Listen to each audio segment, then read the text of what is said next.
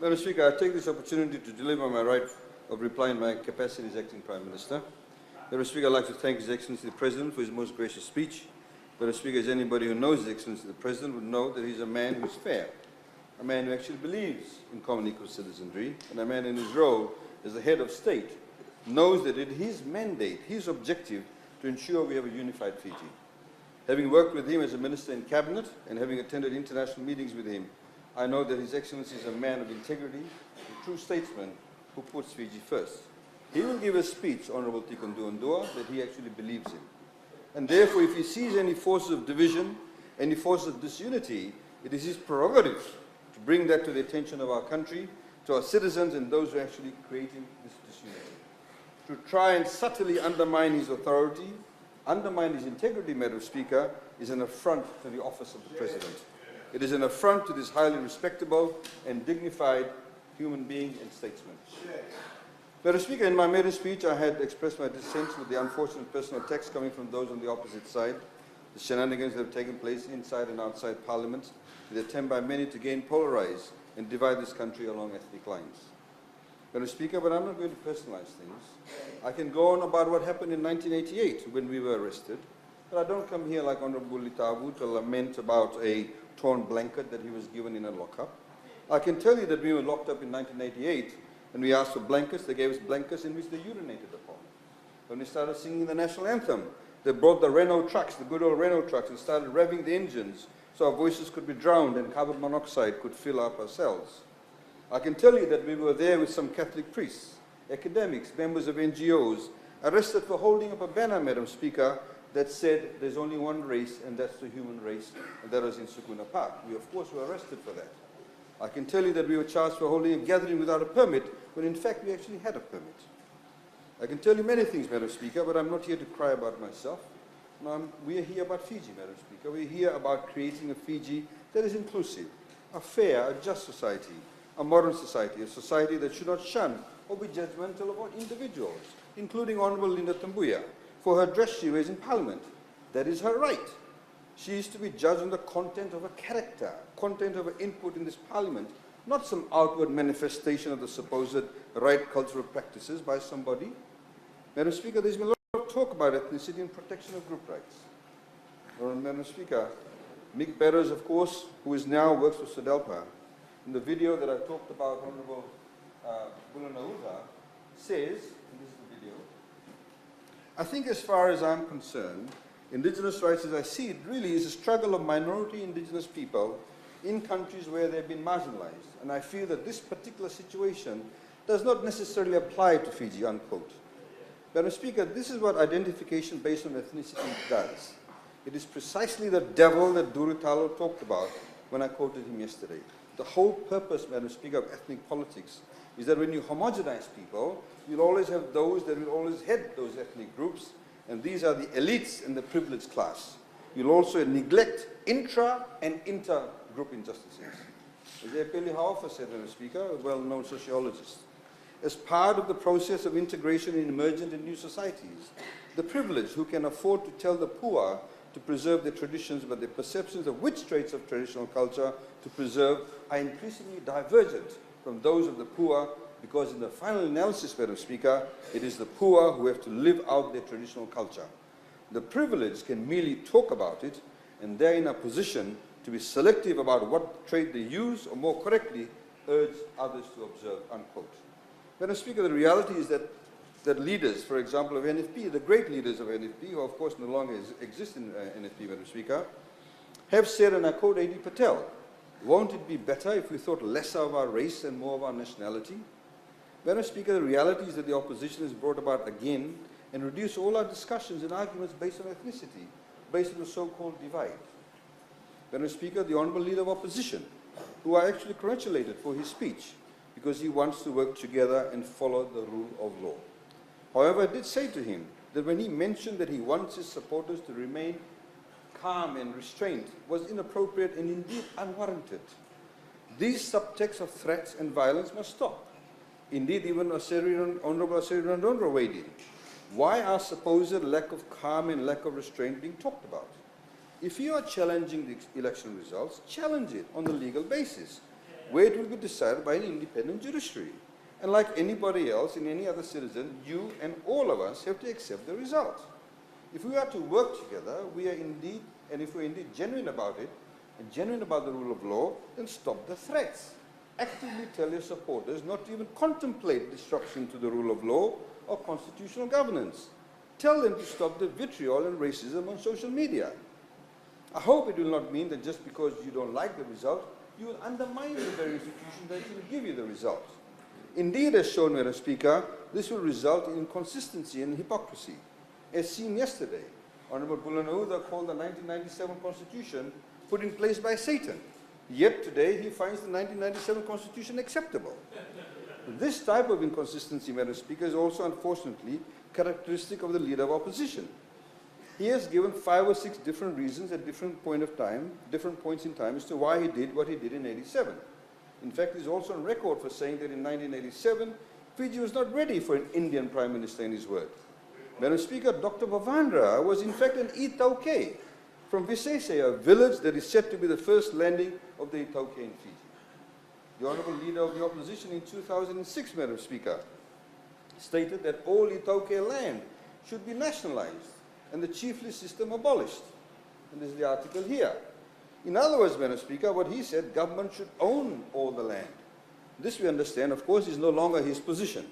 This we understand many on his side opposed also. But that's the level of inconsistency, Madam Speaker. Our leader, Madam Speaker, on the other hand, has always viewed the ownership of Itauke land sacrosanct.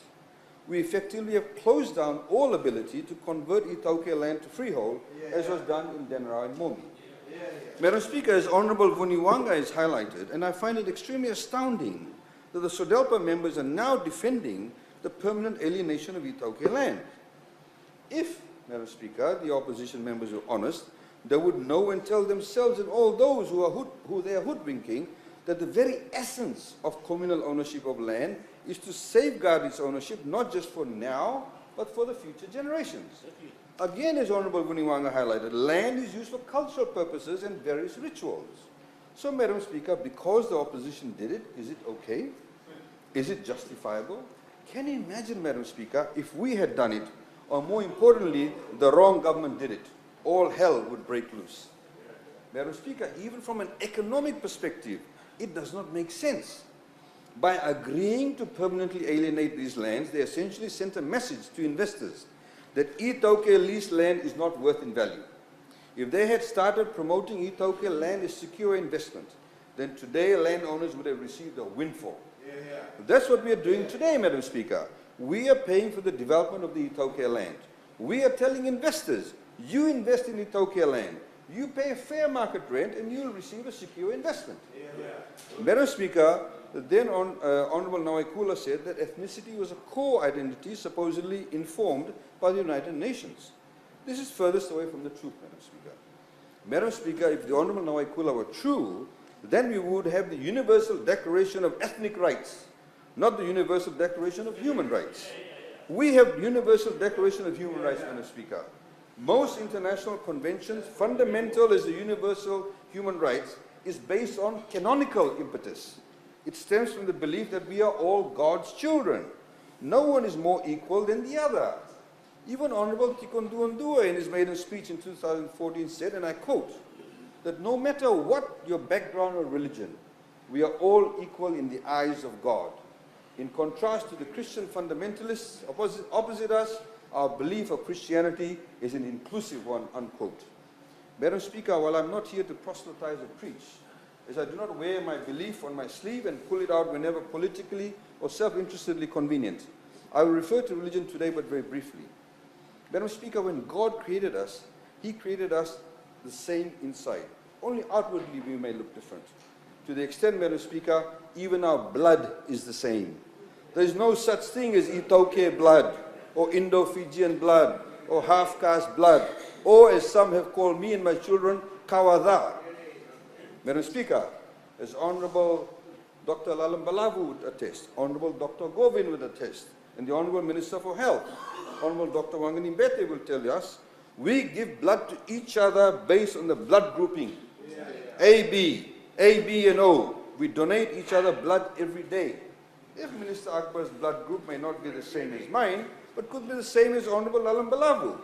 If that were, she can give him blood and he can give her blood.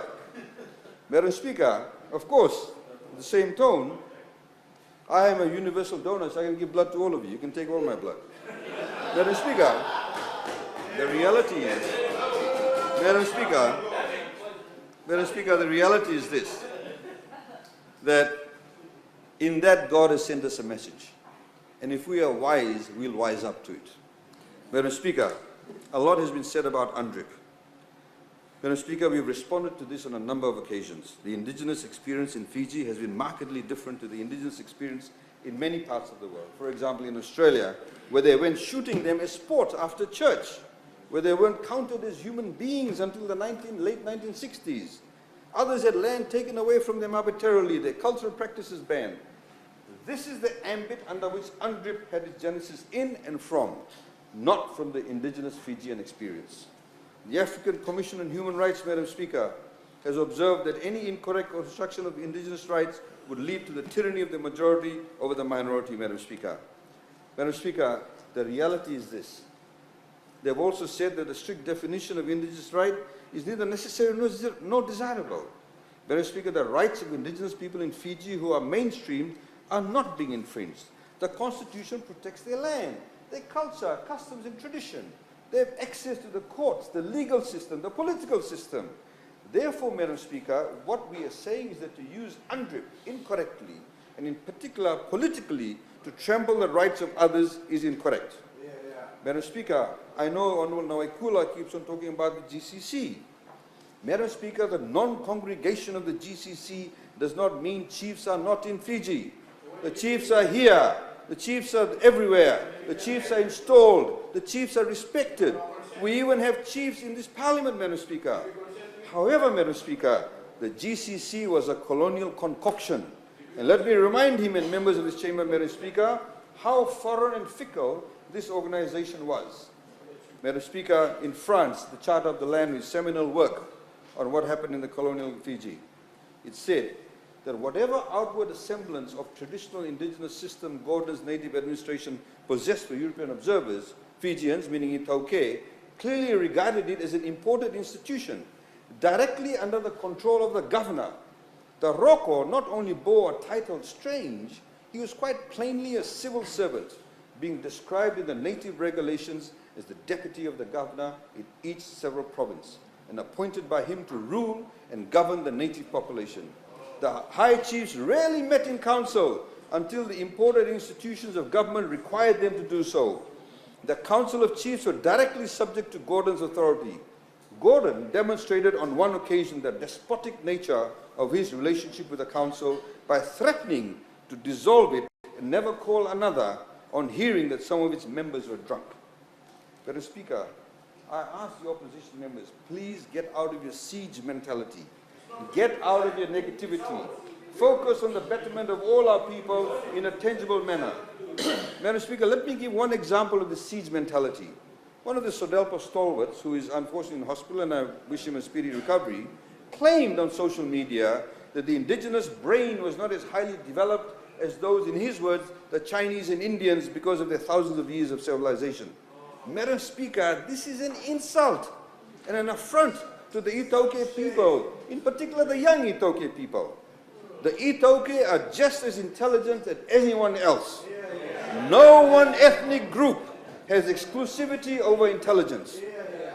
Madam Speaker, I can tell you, for example, with all of our combined efforts, we cannot overcome the prowess of my brother-in-law, who is fantastic in maths. No one can beat him.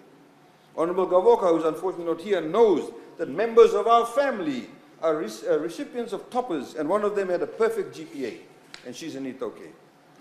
Focus on how, Madam Speaker, we can work together to come up with solutions and ideas to combat the challenges and indeed embrace opportunities of a modern nation state in a globalized world.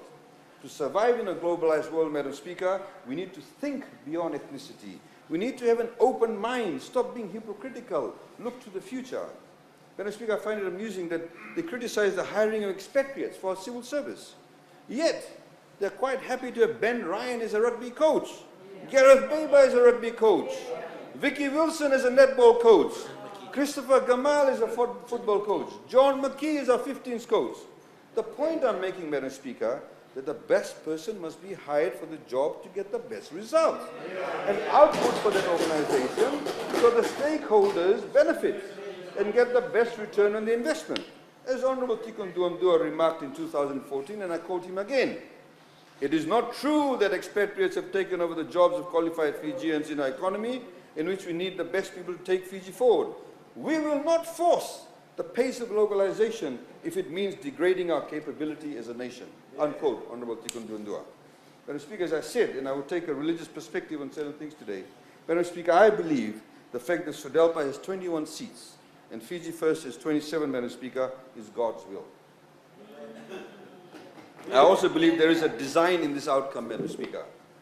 Madam Speaker, in the lineup of SODELPA, there are a group of honourable members who perhaps may be seen as representing the most extreme views in racial ethnic policies, or what they may be considered right-wingers. The Honourable Leader of Opposition who justified his coups on the basis of ethnicity. They're all here. They, Madam Speaker, will be revealed to the voters in the next 4 years in respect of their competency and the fact that ethnic politics has no place in a modern nation state, that ethnic politics only creates division and economic chaos. Even insidious reflections of Honourable Gerengere Tambua regarding some Tourism Fiji staff who unfortunately, whether deliberately or not deliberately, misquoted or translated the translation of toilet in the Itaukea language. Immediately, they were on social media. Immediately, they got into it. And some person writes, if it had been anything about this Ravo rebel, if it had been anything about Islam, the person would have been charged and sent to jail, Lenora Salu Gerengere Tambua, but this is the insult we are faced with. Point of order. Madam Speaker, I'd like to raise a point of order. I think the Honourable Member is imputing that he has already called me racist in the media. I'd like to ask if he could please contextualize and also speak about the whole 63-1 Honourable Members. If I may, Honourable Speaker, I have a screenshot as well. Thank you. Point of order should only be very short, 1-2 sentences. In fact, your point of order is not a point of order because you're referring to the content of the speech and not on the rules of Parliament. Point of order is on the rules of Parliament. Thank you, Madam Speaker. Madam Speaker, I did not call her racist. Madam Speaker, I just read out, this rebel said that if anything about Islam, the person would have been charged and sent. I hope I get enough time about this, please, for the interruption. But this is an assault we are faced with. Lenora Salu Gerengere Tambua agreed. Madam Speaker, this, what I'm saying, is that this kind of insidious feeding of this way of ethnic, racialized, religious thinking. But let's move away from this, Madam Speaker. Honourable Gerengere Tambua yesterday stated in the opening remark there's also only about 500,000 Indigenous Fijians, or thereabout. She's true. But, Madam Speaker, she failed to mention that they have full protection under the Constitution. She failed to mention there is far less number of Fiji Hindi speakers, far less number of people who were brought to this part of the world as slaves, cloaked under the guise of indenture system, and whose descendants have no other home other than Fiji, Madam Speaker. They're far less in number. Madam Speaker, so it's not a numbers game. Don't play ethnic politics, Honourable Gerengere Tambua. The founders of your party didn't. Don't preface on environmental topics with ethnic politics. Madam Speaker, we welcome His Excellency's call for all of us to work together. Indeed, that has been the call of our Honourable Prime Minister. I also welcome the Leader of Opposition who wants to work with us. Let's do so. But in order to do so, we have to deal with the facts. Madam Speaker, now in the economy, as I was saying about the economy, we of course are dealing with 9 years of unprecedented growth, Madam Speaker. My plea to the other side, if you are a genuine Honourable Leader of Opposition, if you and your members, and some of them are a bit hard to control in that respect, if you genuinely want to work together for the betterment of this country and for all Fijians, we will have to treat all of them equally and work together. If we want to work together, we need to accept, recognize and embrace the facts. One, it is not true to say that unemployment is the highest it has ever been, Honourable Bulitavu. He's not there. The fact is, it is the lowest it's been in 20 years. It is not true to say that there are more people living in poverty. In fact, there are less compared to what was 10 years ago. It is not true to say that the Constitution does not protect the sacrosanct communal ownership of land. It does, and it is unprecedented. 4, it is not true to say that the economy did better in the SBT government. It did not, it does now. Madam Speaker, despite the shenanigans of the other side, we have always entertained the individual members. We always talk and communicate. I've been approached by members of the other side, like yesterday, at lunchtime, and I've asked about various issues. We work with them. We provide the service. We give them information, Madam Speaker. Madam Speaker, the reality is the economy is doing well. We, of course, have had to deal with many of the issues that came from the past, and by having the Honourable Leader of Opposition in Parliament now, it gives us also a benchmark that we can compare the results of the economy now compared to what it was like when he was Prime Minister. Let's deal with the complaints and issues. Let's not fight over it. Otherwise, we'll be doing so for the next 4 years. Let's work together to get rid of ethnic politics. Let's not grandstand. Let's unmask our own selves. Don't be selective what you choose to regurgitate, Honourable Trisawal. Let's let go of prejudices. Prejudices, Madam Speaker, exist on all sides. The Indo-Fijians were prejudiced. The Itoke were prejudiced. There are lots of other people who are prejudiced. Let's work together to get rid of prejudices, Madam Speaker. Let's be consistent in our messaging. Don't chop and change your values and principles. Be principled. Don't lie. Act with dignity. Don't obfuscate. Be honest. And let's work together for our voters, Madam Speaker. Let's tell our religious leaders to pray for the will of God and not use the pulpit for one's political agenda. Amen. Let's all come together with clean hearts and open minds, not only through lips. One does not become closer to God just by standing next to the cleric or saying Amen loudly, Madam Speaker. Let's expand our knowledge and get enlightened and understand each other. Let's build a Fiji for all Fijians, Madam Speaker. And as His Excellency said, Madam Speaker, and I quote, in our 48 years as an independent nation, only for these past 4 years have we lived in a nation governed by our true democracy. And those 4 years all rank among the very greatest in our entire history. You see it as well as I do. The relationship between genuine democracy and prosperity is crystal clear. Our challenge is to make the next 4 years even greater, even more successful for our country. 4 years from now, let us all aspire to represent the Fiji that is stronger, more vibrant and more prosperous, and people who remain united, committed to common purpose, and filled with true love for all their fellow Fijians in the nation.